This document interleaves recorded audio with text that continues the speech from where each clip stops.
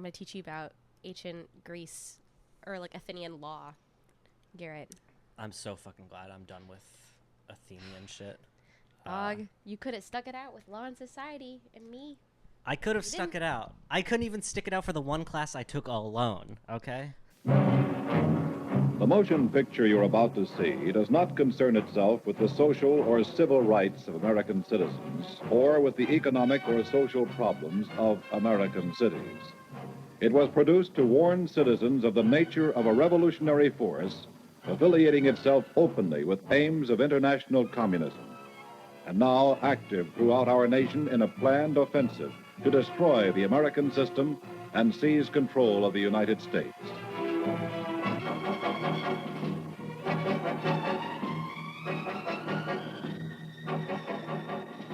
Well, you should have waited for me to do Athenian democracy. That's true. My whole thing, I remember that distinctly when we were in the fucking cafe making our schedules. And you're like, Yeah. I want to do Athenian democracy, but I'm going to push it back like one semester or Well, till 'cause next I year. wanted that professor. Yeah. The professor I ended up having. Yeah. But then I was like, no, I must take it next semester. You were like, no. Trust me, I it'll have work to do out it now. fine. Yeah. And then Then it worked out fine. I worked out passed the fine. class, surely. you could have taken it with me, and then I could have, like, I would have yapped at you so much. I think I taught Yeah. everybody this summer that I knew about Athenian democracy. Okay. And everybody knew. Everyone. I was like, this is my thesis. This is what happened in this year. This is what happened in the 4th century. This is what Athenian law looks like. My main So- thing is that democracy, am I pro it? Am I for democracy? Well, Who knows? that's the thing is what do you define democracy as? Yeah. Because like that definition is different with everybody. Mhm. Which was my whole argument was that the Athenians Respect. were not democratic. Because like no, it's near impossible to have a true democracy.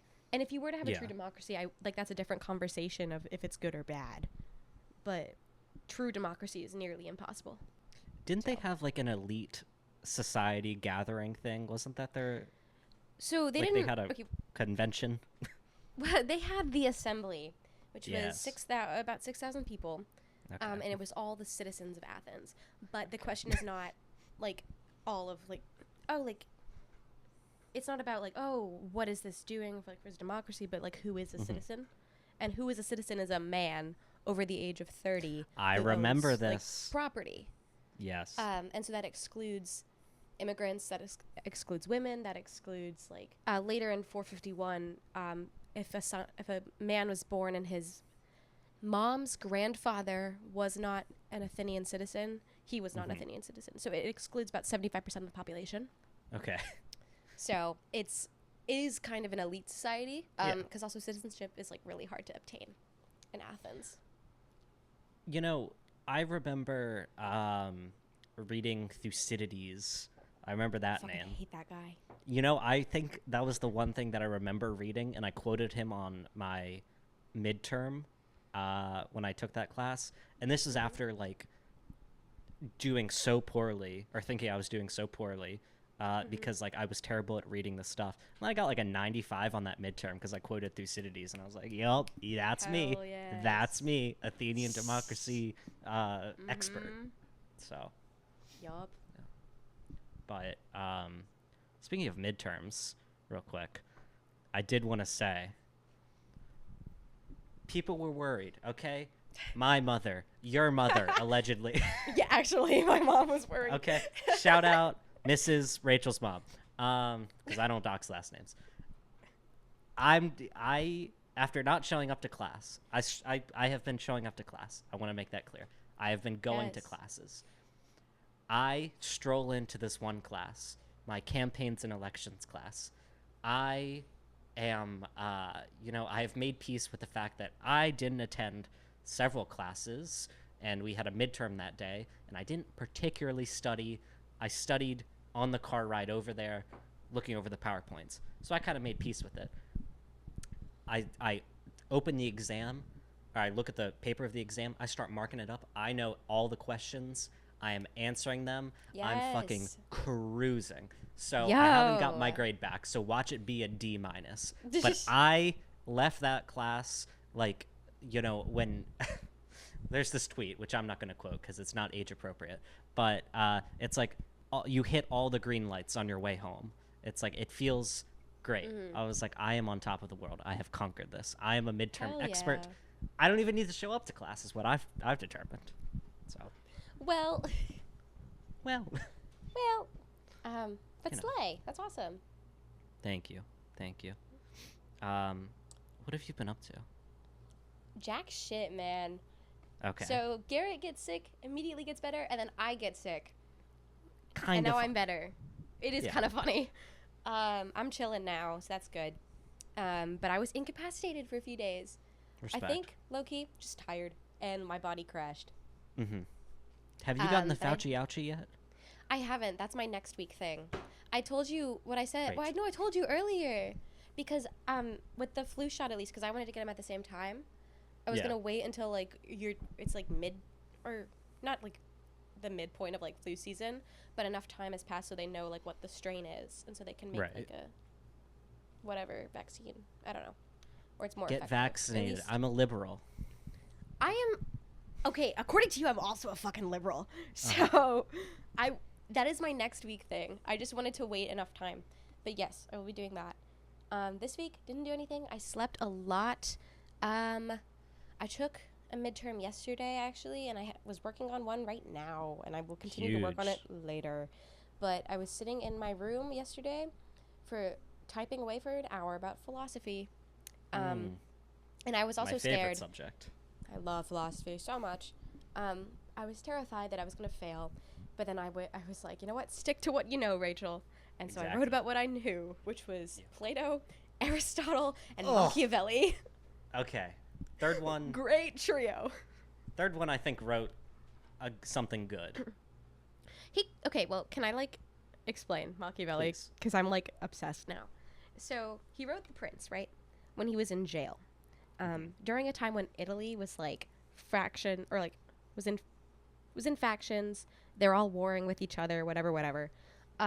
He's in jail for treason. Okay. He writes The Prince to get out of jail. And I honestly think he wrote The Prince because he was, like, angsty. And it's, Yeah. like, basically him being, like, supporting fascism.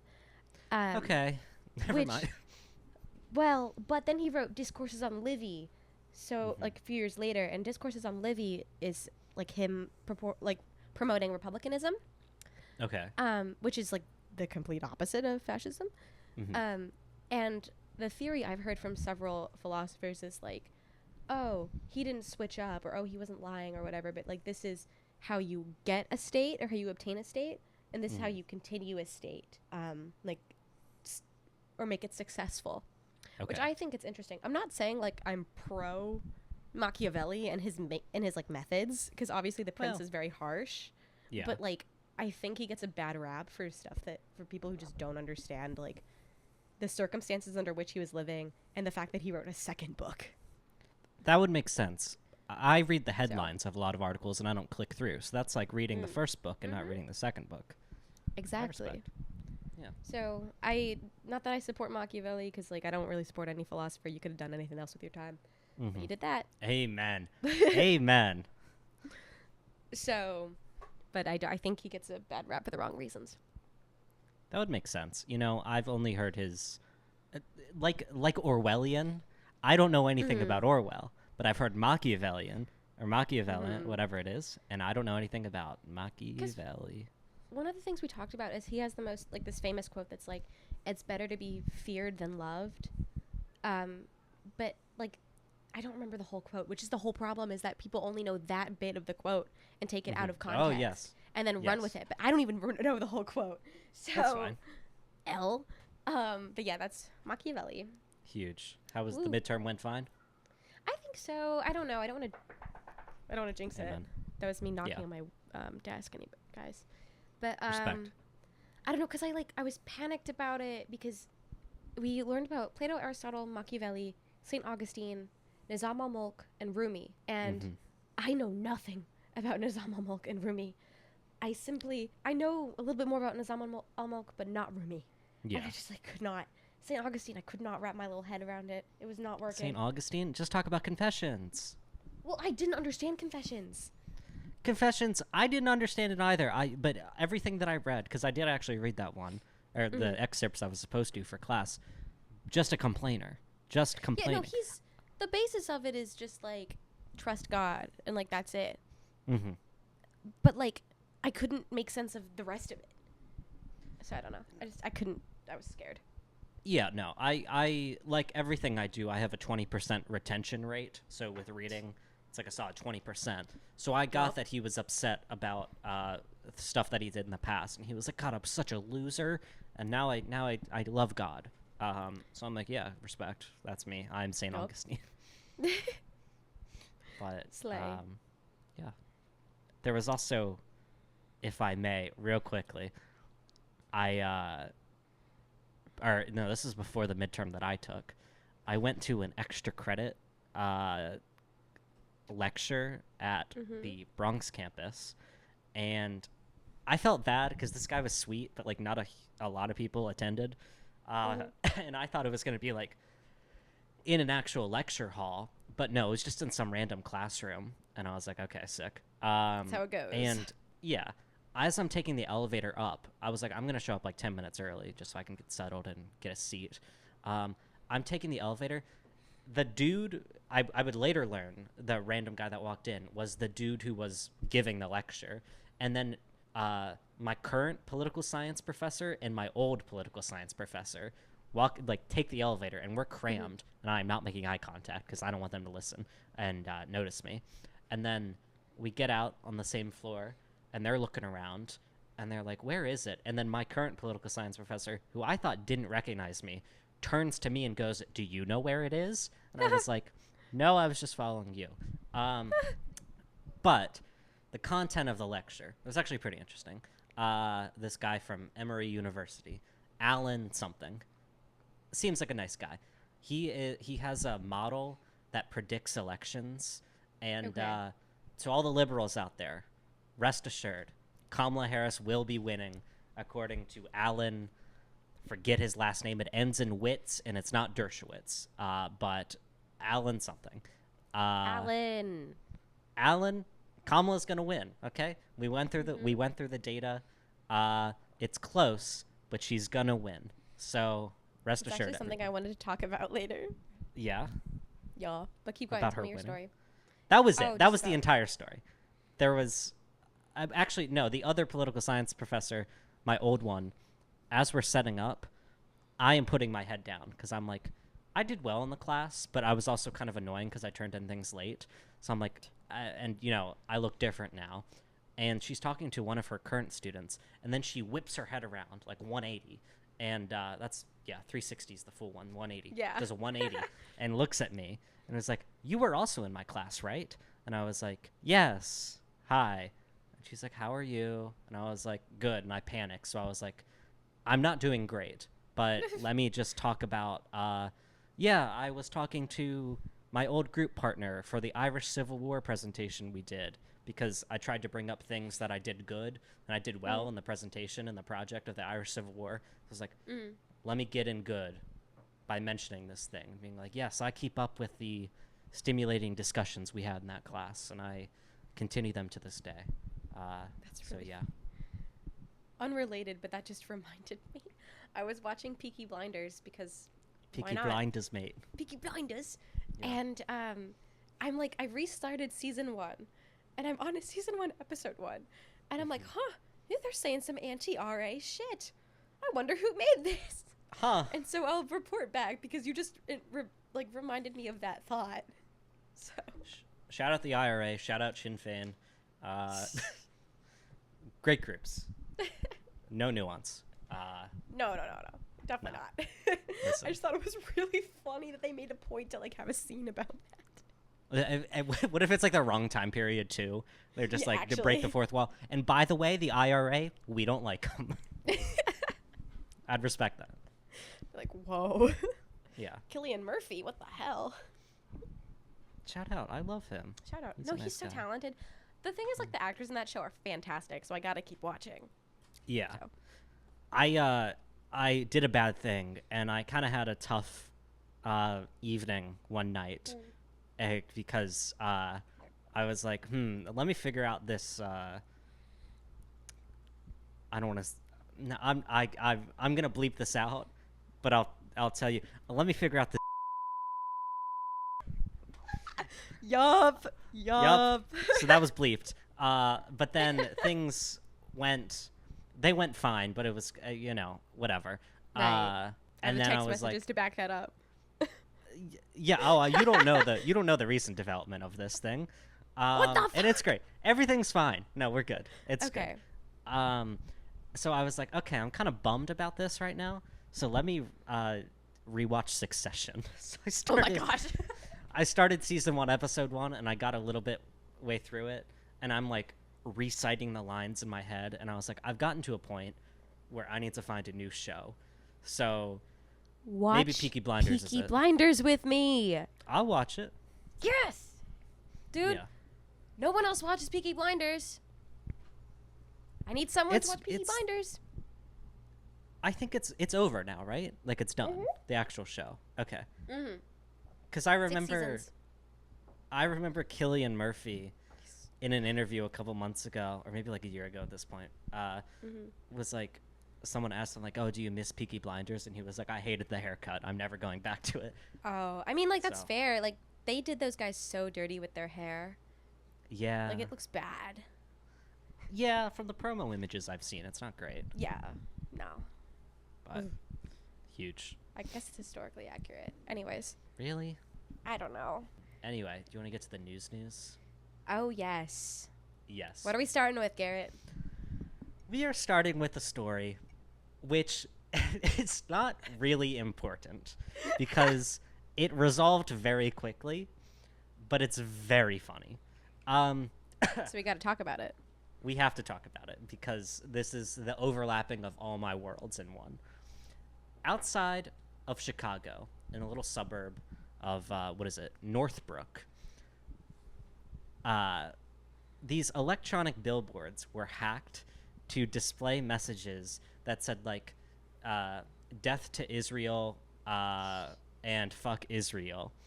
But which is like, okay, bit of a dramatic message for a side-of-the-road billboard.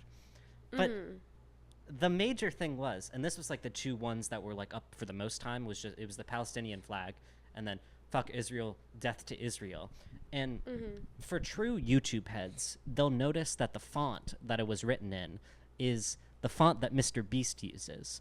So already, that's what you're clocking at the big thing if you're a true YouTube head. If you look a little bit closer in the bottom right-hand corner, it says, paid for by Mr. Beast LLC.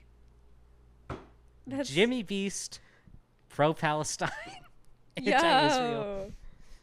Definitely his. Definitely. I was Yeah. when you put that in the topic doc, my thought was like, has he said anything No. about? Yeah. I didn't think so. I feel like that would have No, started some sort of controversy. Mr. Beast has decided to enter into like a deal with Logan Paul and KSI to put out fake Lunchables, which apparently have mold on the cheese, allegedly, from a picture I saw on Twitter. Allegedly. Probably. Not true. Maybe. Don't sue me. We love Mr. Beast.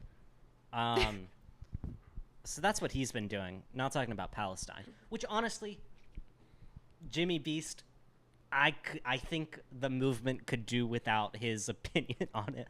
Honestly, I don't know I if he... feel like... Yeah. Were you around on TikTok when people were doing, like, the... what was it? The digital guillotine? Where they're, like... What? blocking celebrities that didn't come out and support Palestine. I feel like it was a weird position, and I feel like Yes. it like took away kind of from what was actually happening, because it was, as Rafa was being like bombed and like people were dying, and it just sort of directed people's energy towards celebrities instead of like helping, and like people are dying. So I feel like if it would just do the same shit. 100%, yeah, and Mr. Beast is not eloquent or I don't think well read or has a everything that I have learned about Mr. Beast, I don't want to say has been against my will because I am morbidly curious about it. It's so fascinating, but also it's fascinating because he only cares about YouTube. I think he has a girlfriend, and I'm like, I feel bad for the girlfriend because, but apparently she's like kind of a little bit like kind of insane, a little just she's like, I love crypto, and I think she's like South African and like is constantly talks about like how he'll sometimes fly over to South Africa for like 17 hours and then like fly immediately back, and I'm like, okay, this is a great relationship. YouTube first. We love it. Oh, okay. Yeah. Yeah, for sure. But with I forgot about that. I didn't know it was called the digital guillotine.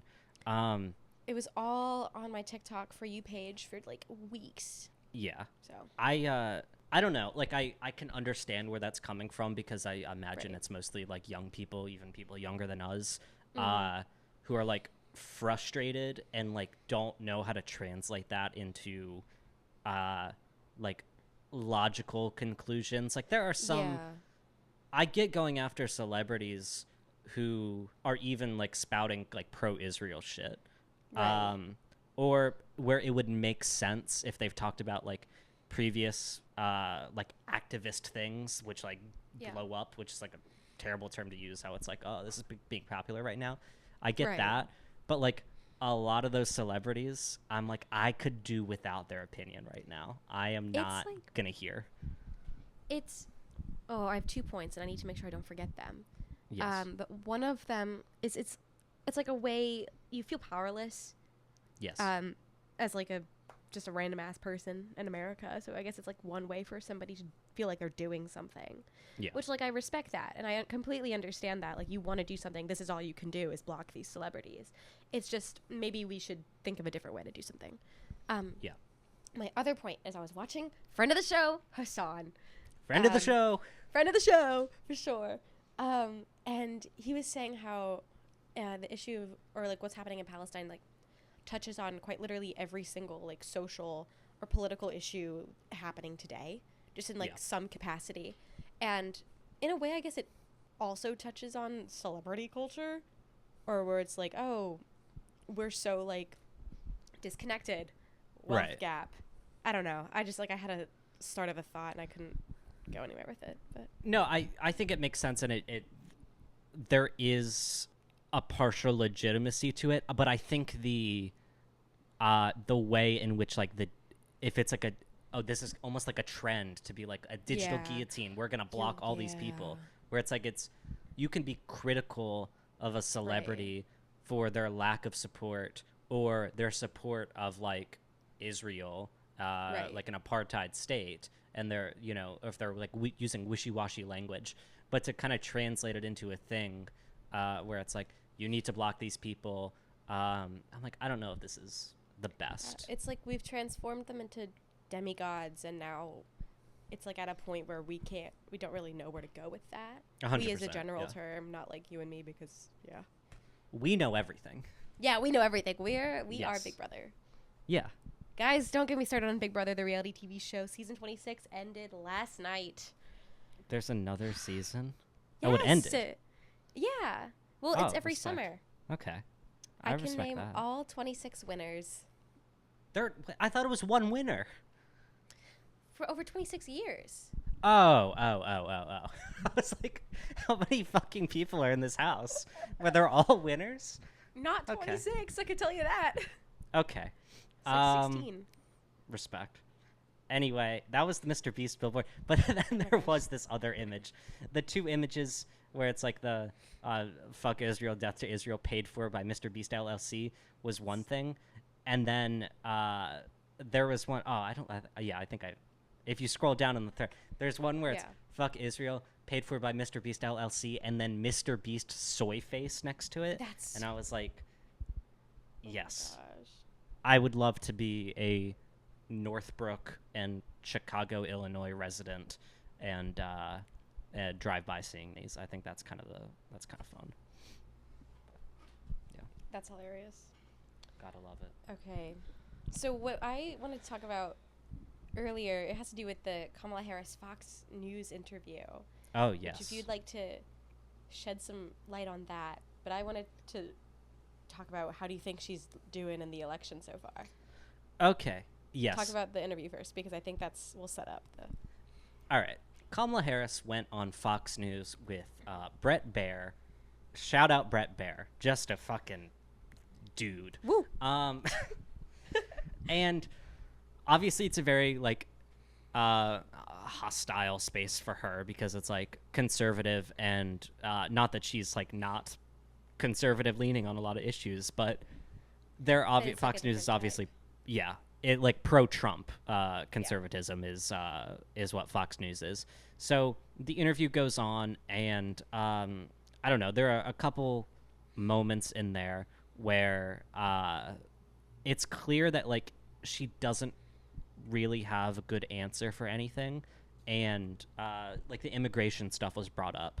So instead of reframing immigration as, like, a necessity and also what America was built off of, besides, like, colonialism, once America was established, the necessity of immigration, she reframes it in, like, a right-wing way. She takes the right-wing talking points and talks about, like, we need to secure the border and the border patrol and shit like that.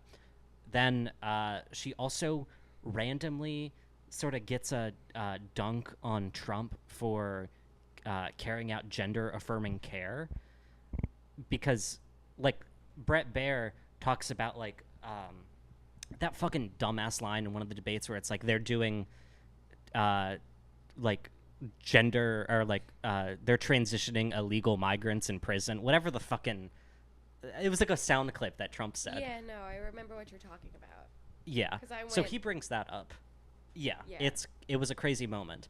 And then Kamala Harris was like, actually, her whole thing was, this is what I wanted to mention. She kept saying, I follow the law. I will follow the law. So she was like, I was following the law, or I will follow the law with the gender affirming care stuff. And by the way, Trump also did the gender affirming care thing.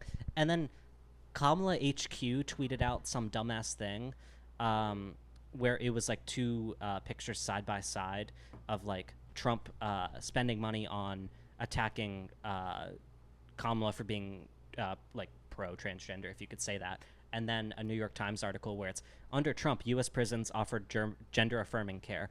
Objectively a good thing, but Kamala HQ framing this as, like, oh, look how fucking hypocritical, so hypocritical, and it's like, why are you doing this? It doesn't make sense. Like, just the worst fucking way to go about some of that. Yeah. Perhaps if you don't have anything good to say about immigration, maybe don't say anything at all. Maybe just don't Many talk are saying about this. Yes. Because what the fuck?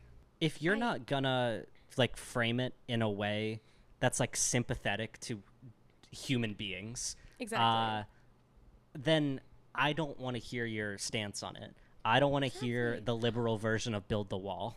This is something I think about often, actually, especially since Athenian democracy. Trust, this is all related. Yeah, I know. The words for, like, in Latin and Greek for, like, immigrants are translated as alien instead of immigrants, or, like, foreigners even, which, like, isn't still, like, has a weird ring to it, but it's miles better than alien. Yes. And I think it's like, I remember, like, studying Athenian democracy, and we're talking about, like, Roman law right now and, like, citizenship. They, like, didn't consider, if you weren't, like, an Athenian citizen, you weren't a person, you were an alien. And that is crazy to me that we still have that attitude. Like, just because you're not a person from somewhere else, you are not a human, and you're therefore not, like, you have no right to, like, basic human needs. Yeah. It's crazy to me. It's like, it's an inhuman response to treat other humans like they don't fucking belong. It doesn't make sense. Politics aside, just as, like, being a human being, being an empathetic person who cares about other people, it for anyone to do that, it doesn't make sense, and it makes you come off pretty fucking bad. And this is not saying that Trump is doing great things. He's actively saying, like, we need to deport millions of people. I'm just fucking frustrated that Kamala Harris, Tim Walz, the fucking new administration, that if they win, they're framing it in, like, just slightly better ways than Trump on immigration. It boggles the mind. When it comes to immigration, you supported allowing immigrants in the country illegally to apply for driver's license, to qualify for free tuition at universities, to be enrolled in free health care. Do you still support those things? Listen, that was 5 years ago, and I'm very clear that I will follow the law. I have made that statement over and over again, and as Vice President of the United States, that's exactly what I've done, not to mention before. First and foremost, I wish we could change the terminology that we're using still. Yeah. Because I feel like that would go miles. Like, this is like politics. This is what I hate, is that it's not going to be like an overnight change for anything. It's like a step-by-step sort of change. And it's like, it's still mind-boggling that we're still not at the first step, which is recognizing that people are people. Yes. And that maybe one side is trying to be inhumane as fuck. And the other side is now moving that way. Or, I don't know. Not that the Democrats are great, because they're not. But, like, you're supposed to be the populist party. You're supposed to be for the people. What the hell are you doing? Yeah. No, to accept the right-wing framing, or in this interview in particular, not really have any response to it. To when you do respond to it, accept the right-wing framing, but then you don't offer anything else in return. You're like, Donald Trump wanted to run on this as an issue instead of actually fix the problem, treating everything as a fucking problem. Like there's it's a crisis of immigration, but it's so dehumanizing. You're not actually putting the plight of these people who are risking their own fucking lives, dying, bringing their own families over here. And you're like, this is such a problem for the United States, the richest country in the world. I'm like, okay. Like, you created the problem. What? You are the problem. Yes. What? Oh my god. I will never understand. She also had some other bangers in there. On top of I will follow the law. She talked about Brett Baer. Honestly, this question, it made me giggle. Was like, when did you first start noticing Biden's mental decline? And I was like, respect that. Just throw that one in there. And she was like, he is fit to do the job that he has done. And then, Brett Baer is like, yeah, but people are saying that, like, George Clooney said that, whenever he first spoke to him at a fundraiser, because George Clooney came out with this, like, opinion piece before Biden dropped out saying Biden needs to drop out. I'm like, okay, shout out George Clooney, I guess. Okay. And then, so Brett Baer's like, when did you first start noticing it? And then Kamala is like, well, Joe Biden's not on the ballot. He's not on the ballot, so it doesn't really matter. And then it was like, what will you do differently? And she's like, nothing comes to mind. I'm like, okay, yup, yes, amen. What? You're bringing in a new generation. You represent a new, like, a youth politics, but, like, we're still going to continue the same thing. Love it. Right. Like, that's so frustrating. Oh my gosh. Yeah, it's all fun. Yay. I love politics. And then Ooh. I think, well, just real quick, towards the end, they talk about Israel, of course, because I think she said in a previous interview that Iran was the U.S.'s, like, #1 foreign enemy. And so that got on the topic of Israel. And she was like, my support for them is unwavering. And I'm like, they have the right to defend themselves. So repeating the same fucking thing, but I don't know why I get, like, the same level of pissed off every single time. It's just fucking humiliating to hear that, or to hear them say that. Yeah. At this point, I'm like, I don't want to hear it, because, like, I know what you're gonna say. Yeah. Like, give me something new, and perhaps I will listen. But and they will not. Now, like, exactly. Like, what? Obviously, they're not gonna do anything, so we gotta find something else to do, or look to other solutions, if there's anything that we can do. I don't know. Who knows? We don't really know what's happening. Surely she'll win. Definitely. Surely. So that's what I wanted to talk about. Yes. How do you think this election's gonna go right now? I feel we've had these feelers putting out the feelings on the podcast before, where I was like, if the election was held today, Kamala Harris would probably win. Yeah. I am not very confident in that answer right now. No. Going off of the lecture that I attended for extra credit, Alan says she'll win based on a prediction from months ago and statistics. I don't know if Alan's right. I think that she, at least in the past couple weeks, has been doing some kind of crazy media appearances where she doesn't really know what she's saying. She went on like Stephen Colbert and was like, and he asked like, what's the, we think we talked about this last week, but he was like, what's the difference between you and the other candidate? And she was like, well, first of all, I'm not Joe Biden.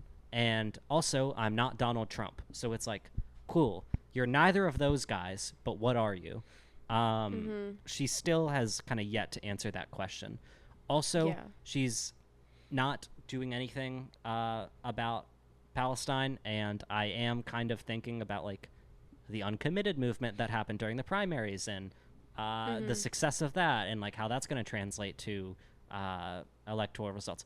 I don't know. I think she might eke out a thing based on Trump's kind of incompetency, but I don't know. What about you?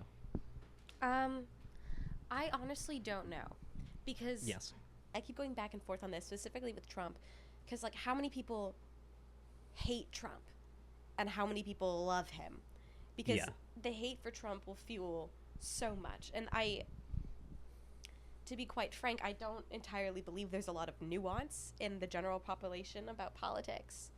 100%. So I want, like, that obviously, like, the way at least I was taught to look at politics is like, you have your Democrats and your Republicans, you have no other option, like that's who you vote for. And I can only assume that however many millions of Americans think the exact same way. And that it just, what side of the, like, do they hate Trump or do they love him? Because I really don't think anybody, like, I think it's a small number of people who love Kamala. Because I don't think they love her, they love the Democratic Party. And therefore they hate Trump, they don't love her. So I guess it just depends on how much people hate him. And I don't know at this point, because it feels like that number changes every day. I think that's accurate, especially because, Kamala Harris, I mean, like, we've talked about the fucking, like, meme machine she has going on where it's like, Brat Summer, Brat Kamala, all that stuff. I think a lot of that is kind of, like, astroturfed. Like, it's not really authentic, and it's a small minority of people who are, like, super pro-Kamala. But even within those, like, memes and discourse about, like, oh, yeah, she's not Joe Biden. She's something new. It always kind of went back to Trump and being against Trump. And she says that in all of her language. And I don't think has offered a coherent vision for what she actually plans to do. I think a lot of it is still... kind of in a way trying to piggyback off of like Biden's very minor victory in 2020 because people were so fucking fed up with Trump, especially over COVID. I don't think Biden would have won if it wasn't for COVID. Exactly.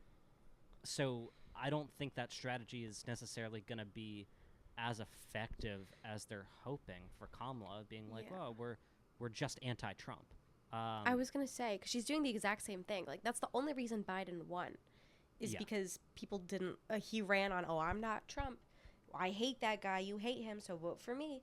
And then he won. But that was a situation of circumstance. Like, that was COVID. That was, so much is happening in the world. Trump is, like, on TV saying the most heinous shit, as he is today. And people were so tired of that, as you said.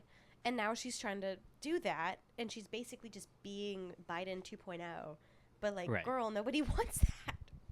No, and also Biden had at least the name recognition or whatever, because he was, I don't know, fucking senator for 300 years and then VP, most famously. Yeah. So he could, be anti-Trump, but then also have his own thing of, like, return to normalcy, and I'm a boring ass white guy. But I don't hate everybody. I only hate certain people. So vote for me. And people could kind of accept that. Kamala Harris, nobody really knows anything about Kamala Harris, even as late as it is right now, before the election.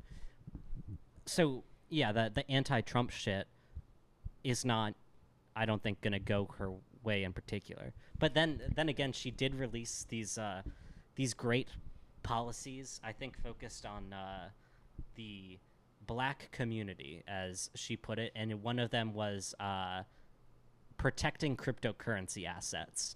And I'm like, okay, hell yeah, yes, that is like, I'm pretty sure.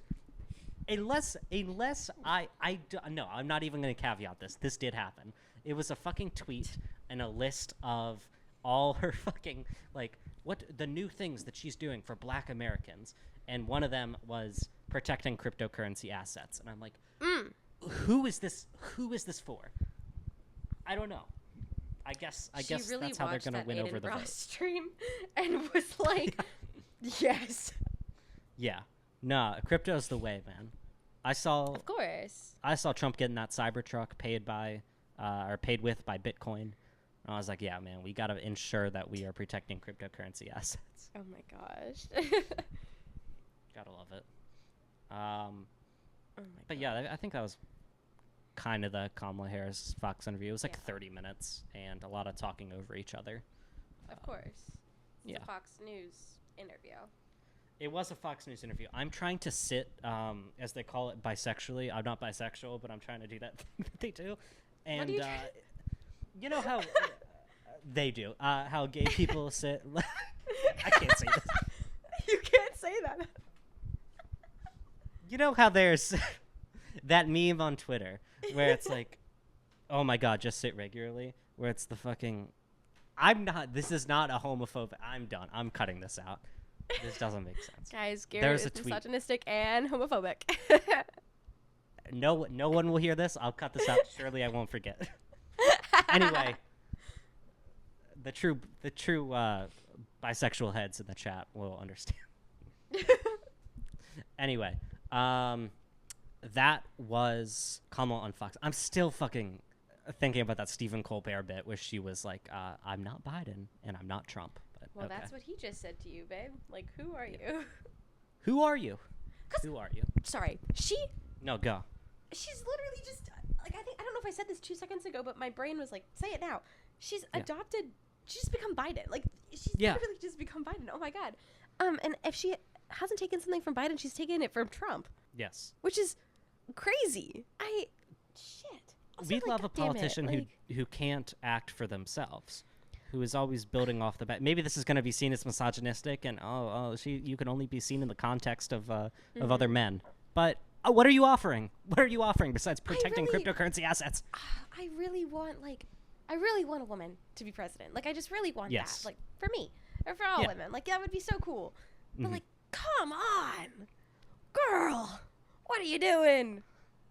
I think it's great. I think it's really great, and how oh man, if she fucking loses, and in her concession speech, she does the Hillary Clinton thing, where in 2008 when she lost, she was like, we put however many millions of votes she received, we put that many million cracks in the glass ceiling. And then when she lost again in 2016, she was like, we put another 63 million votes in the glass ceiling. If Kamala Harris does this, where it's like, we put another 70 million cracks in the glass ceiling, I'm like, how many hundreds of millions of votes do you need to put a crack in the glass ceiling? I'm fucking losing it. She's such a bad candidate. Anyway. Although we weren't able to shatter that highest, hardest glass ceiling this time, thanks to you, it's got about 18 million cracks in it. I know we have still not shattered that highest and hardest glass ceiling, but someday someone will, and hopefully sooner than we might think right now. We love it. Yep. Yes. Shifting gears slightly to international politics. The Hamas Leader of Hamas, Yahya Sinwar, was killed by the IDF. This was, I think, yesterday or 2 days ago. We're recording on Friday. And because Rachel is woke mind virus, I thought we pushed it back. Definitely not because I was tired. Definitely not because Garrett was sleepy. Listen, I did it selflessly. But yes, Sinwar was killed. Now, regardless of what you think about Hamas and their tactics, the way the IDF went about the handling of this death, which he has been built up as like the number one enemy of Israel, the number one person enemy of Israel. He is the leader of Hamas, perpetrator of October 7th. There's all this, fucking like myth behind him. He's built up this like legendary status because it's like, look at all this shit he's done. They killed him, and then before they actually did shoot him, they released the video footage before they shot him. I don't understand what what they were thinking when they did this. This man is, I think, like a 60-year-old man. In the video footage, he has an amputated arm. He's bleeding from his face. I think he's bleeding from his face. I assume he is. There's blood. Mm-hmm. He's wearing like a keffiyeh. He's lost like all of his energy, but he is there, and he musters up the strength to throw a fucking wooden stick at the drone. And then they killed him. I don't think they understood, or maybe they did, and whoever fucking released the footage did understand what they were doing. They made him like an actual legend, like a martyr. Like they've through this footage, they've confirmed it. Like, oh, he's all the myths that we've been putting about him hiding in tunnels and fucking being so scared. No, he was fucking out there fighting. He had his military fatigues on. He had everything there, and I think it's pretty fucking interesting to see that although they killed him, they made pretty much a legend, and people who didn't know Sinwar are now realizing like, oh shit, like it looks like he was fucking out there and fighting till the very last day. Very interesting. It's also, I don't know why they're releasing footage of them like killing an old man. Well, I mean, to be fair, it wasn't like the actual killing, but they did release the footage of him dead, and then they released the footage Because like we were talking before this, how they like released footage of them like IDF soldiers trying on Palestinian women's underwear and like making fun of it and like being like just disgusting people. And why did you think that was something you should post? Yeah. What did you think that was gonna do? No, I'm very baffled by the IDF's PR strategy here. It's like, we're the most moral military in the world. And, sure, you think, many people do. Millions of people think that the killing of this 60-something-year-old man, the leader of Hamas, was the right thing to do. Kamala Harris put out a statement. Biden put out a statement. Fucking Bernie Sanders put out a statement being like, this is great. Oh, gosh. The legendary status that they've elevated him to like Palestinians, anybody like kind of sympathetic to the Palestinian cause.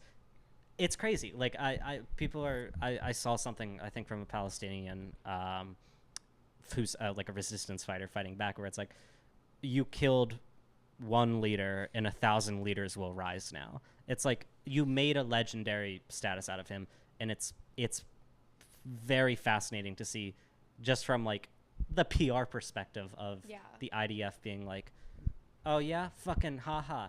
Also, he was fighting till the very end. In your face. He was an old man who got his fucking arm cut off or shot off, blasted off by a tank, I think. And he still had the strength to hit this drone with a stick in your face. And it's like, I don't think you're realizing what you're doing.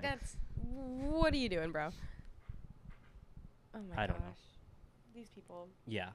I also saw a tweet about I think from a journalist for Vice News, and a lot of the thing about like what also made Sinwar's death particularly impactful in the way that he died was because the myth that has been kind of built up around him was that this was a man who was hiding. This was a man who was like scared of the IDF and like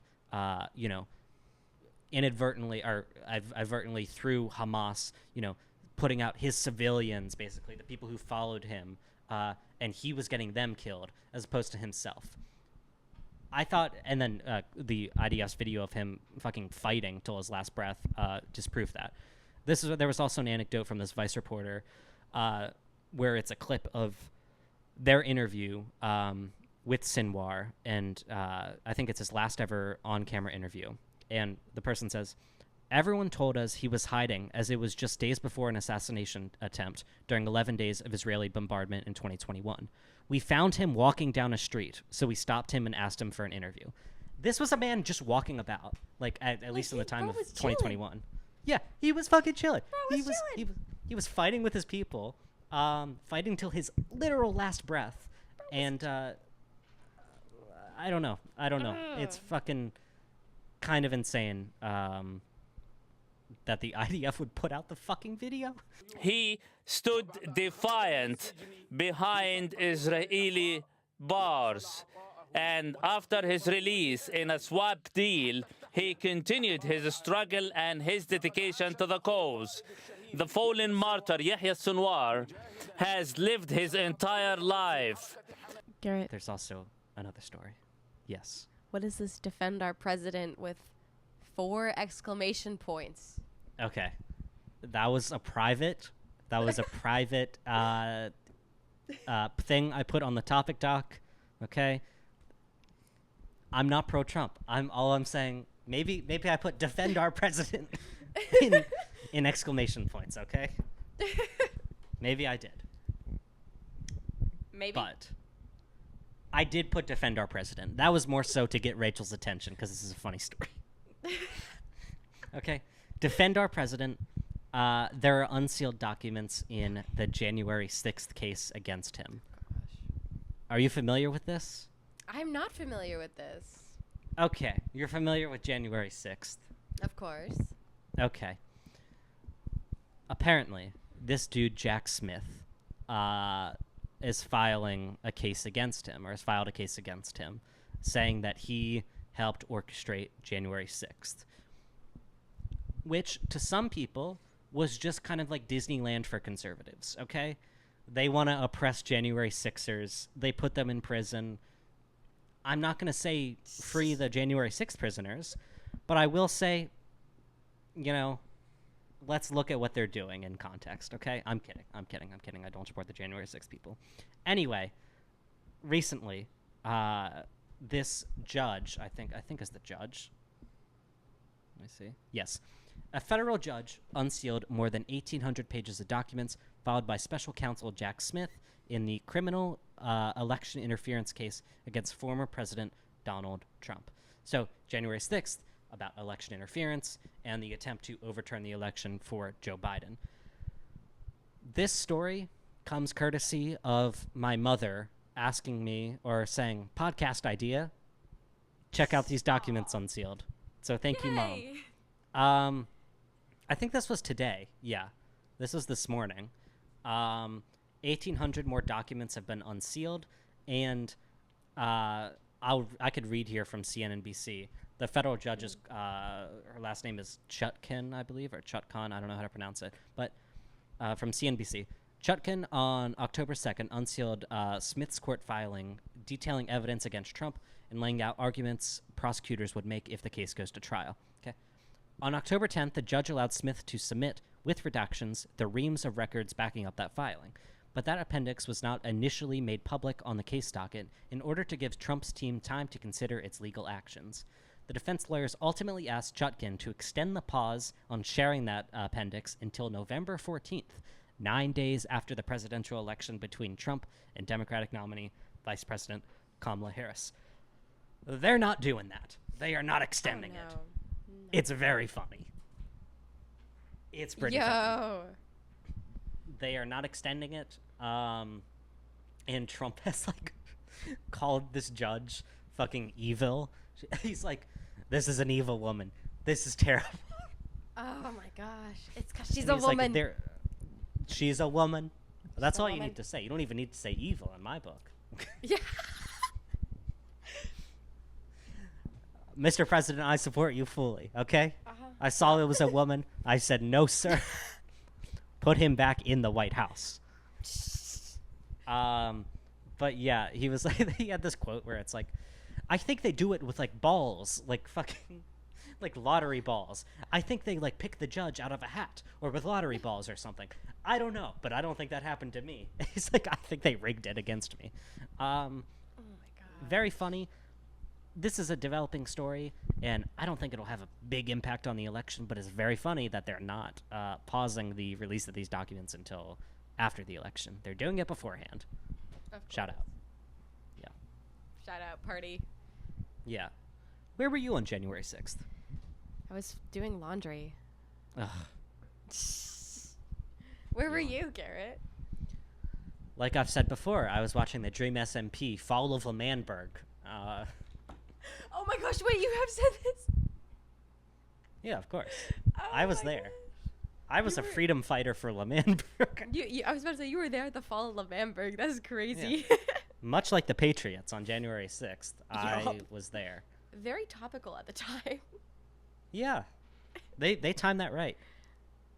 I wonder if they like look back and went, shit, as they did that. I don't think a lot of those Minecrafters regret their past decisions. True. I don't know. I think they're true. pretty confident in everything they've done. Fair enough. Though, shout out tommyinnit. Did you see that thing that he posted recently? Mm-mm. Because tommyinnit, we're losing half the listeners because they're like, who the fuck is tommyinnit? Tommyinnit is Dream SMP. like a 12-year-old. He's not 12. He's like No, he's like our our age. age. Yeah. He's like, I think he's like 20 maybe. He's a Minecraft YouTuber and Twitch streamer. He like got kind of cozy with Logan Paul for a bit. And I was like, okay, this is kind of weird because he was like 18 at the time or like 17. I think even like a minor, yeah. And was like hanging out with Logan Paul. And then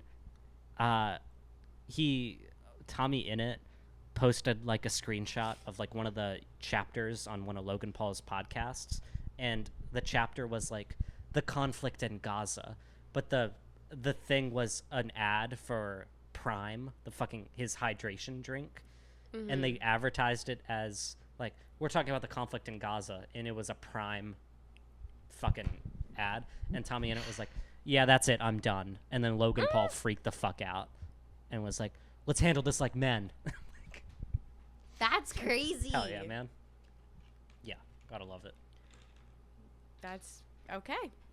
Yeah. Great stuff. We do love it. Oh my gosh. Anyway, that's Trump documents unsealed. I'm interested to see where this goes. I think this is kind of an MSNBC type thing. It's like the Russia investigation, that type of vibe. We'll see where this goes. I don't think Trump's ever going to prison. I think he'll be fine. No. I think he'll be our next president, maybe. Okay. We'll see. If my 500 votes for him go through. If you're 500 votes, Yeah. dog, the They don't CIA check. is going to be knocking on your door. Dude, I unironically think they were throttling my ISP today because Really? I was trying. No, I was literally doing this for research purposes. Oh my gosh. What were you I doing? was trying to find like the live stream feed of the Hamas TV channel that they have, Al-Aqsa TV, which apparently in my research I found out was like banned by the State Department in the US. Like you can't really watch it, like, or engage with activities with the thing. So Oh I my tried to seek it gosh. out through Say it. No, okay. I wanted to learn more because I saw this tweet from Drop Site News, which is a good recent like news organization, and they tweeted out this thing from Al Jazeera, and Al Jazeera tweeted out this thing saying that Hamas confirmed the death of Yahya Sinwar, and in it was a video of them like on TV, like it was clearly on TV of like this Hamas guy, and I'm like, where the fuck are they broadcasting from? What is the channel? Like, how Hamas isn't going to fucking Al Jazeera or, you know, it's a cable news network that like I would recognize and being like, we're broadcasting this message. They have their own thing. So I was trying to figure out how are people accessing Hamas's messages, and I found it. I found the television station. I didn't watch it, but I found out what it was called. And it's not illegal to access things. It's not. Anyway, and then my Wi-Fi kept cutting out as I was watching. For what you know, or so I can tell you stuff, guys. My brain just died then, but that's what Garrett sounds like when he's trying to convince himself of something. No, no. No. I'm confident. First of all, in my intentions here, okay? I'm not joining Hamas. I know. I'm teasing you. I'm sorry. I looked up in my research. I found an academic journal about the propaganda that Hamas uses, and you know, I learned a lot about what organizations use that have been banned on social media to get out their messages. In that process, I found out about Al-Aqsa TV. I'm being careful because I'm not worried. It's fine. Come at me. Honestly, come at me. Do not say that on the podcast. No. Don't come at Rachel. Come at me. The FBI, you know my fucking address. I'm confident. I know what I'm doing. I'm fed posting. He's a Leo, chat. He's a Leo. I'm a Leo. I did this for research purposes. Don't even fucking. Anyway. No, I trust. I was not saying that you didn't do it for research purposes. I know you weren't saying I was joining Hamas, but I'm just clarifying to the FBI who listens to this that you can be curious about the methods that the State Department claimed terrorist organizations use to get out their message. All I'll say. Anyway, Trump had some town halls. Yeah, he did. He had 2 town halls. Yeah. One was in Miami at for this Spanish-speaking channel. I think it's Spanish-speaking. Univision, which is like the biggest kind of Spanish-speaking Latin American channel that's also here in the U.S. And I linked this article from The Guardian, and there are some key takeaways. Are you fucking kidding me? Oh, never mind. Okay. I gotta. No. The Guardian really likes to. FBI texted Garrett in that moment. Imagine that was my response. Are you fucking kidding me? Oh man. Gosh darn it, no. Yeah. No, a paywall came up, but I got it. Anyway, he talks about mass deportations, and the questions are asked by like Spanish-speaking or like Latino Americans. That was kind of their whole vibe of this town hall. So he talks about mass deportations. And like repeats that same line about like they're emptying out jails and mental institutions, which is like a lie. Then he also talks about like the Springfield, Ohio shit, the Haitian immigrants. So that was cool. My favorite quote, I think, at least from this article and from what I watched at the town hall, was that January 6th was a day of love. Like, yes. Yup. When that guy like pissed on Nancy Pelosi's desk, that was a day of love. Yes, that was out of love. Yeah. That. And yeah, the shout out to the guy who asked the question. He was like, "Your own vice president doesn't even support you," and Trump was like, "Yeah, I disagree with the vice president." It's just a joke at this point. Like it's a bad joke. It's a bad joke, and it's crazy that he's going to win, too. Very funny. Don't put that out there. He won't win. I don't think he'll win. If the election was held today, I don't think he'll win. For the viewers, I'm knocking on my desk. Knock on wood. I'm knocking on wood Or too. He's not gonna jinxing win. shit. Surely. Surely. He's not. Surely. Okay. Anyway, and then the last thing that this Guardian article list was Trump was asked to name 3 virtues Harris possesses, Oh, gosh. and he did. This is like one of my favorite questions that gets asked around election time and like debates is like, what do you like about the other candidate? It's like so fucking like Yeah, what do you like about your enemy? yeah. It's schoolboy who has crush on schoolgirl. What do you like about me? You know, that type of thing. And this, he had some good quotes. He says, "She seems to have an ability to survive," and I'm like, I respect that. And I Okay. immediately thought about like his assassination attempts, and I know he means like an ability to survive, like, you know, Yeah. endure through it.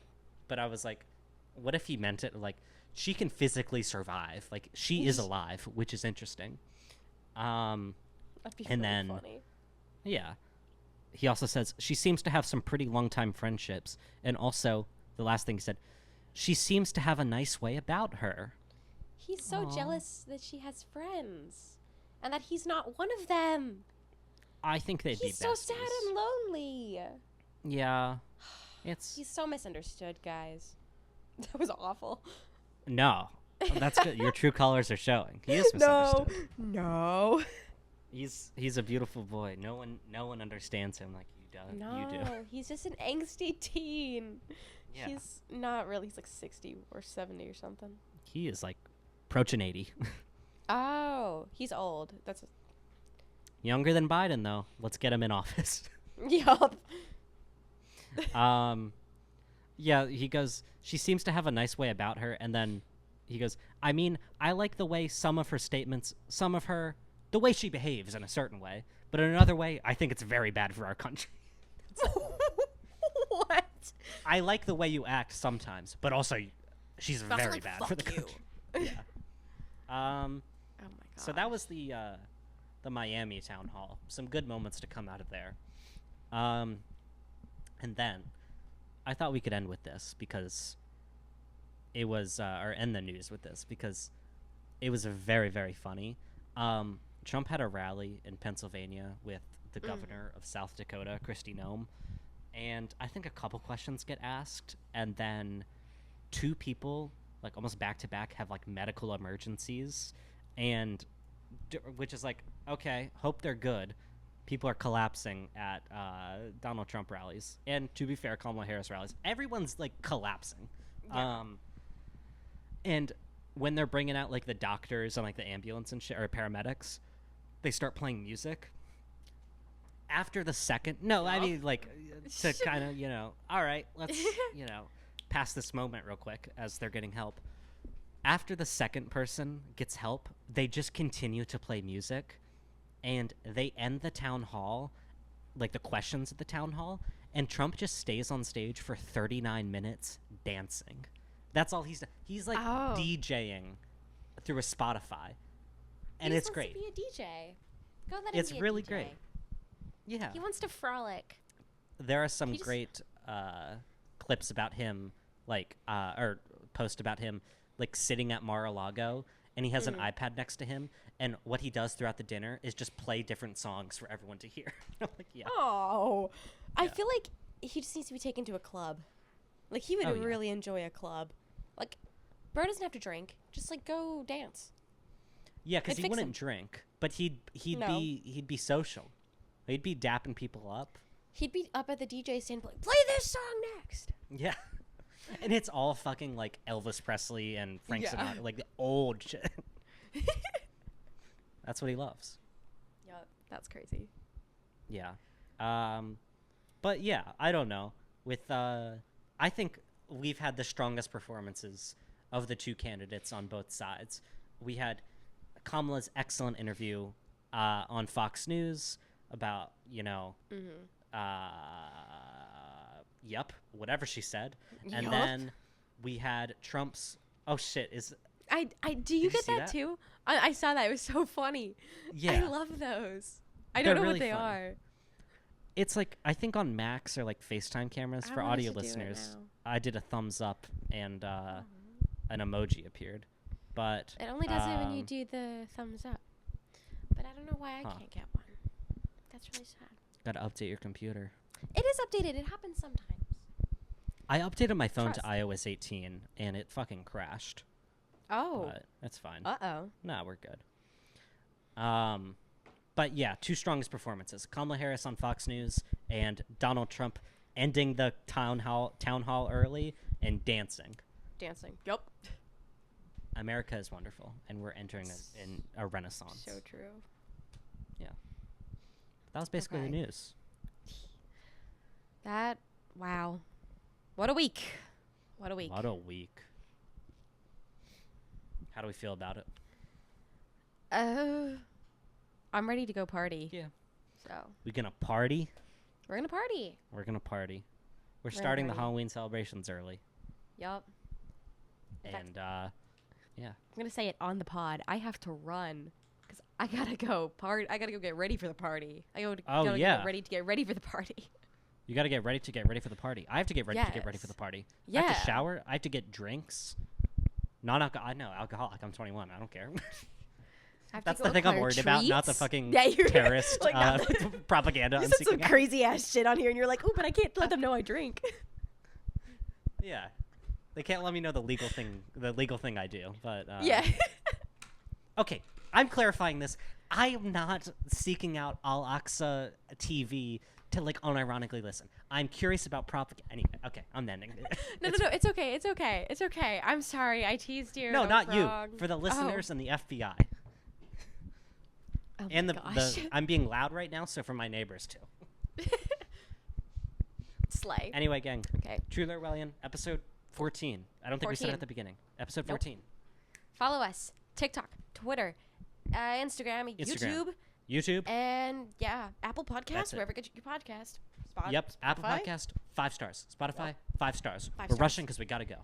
We gotta go. Thanks, gang. Okay. Bye, friends.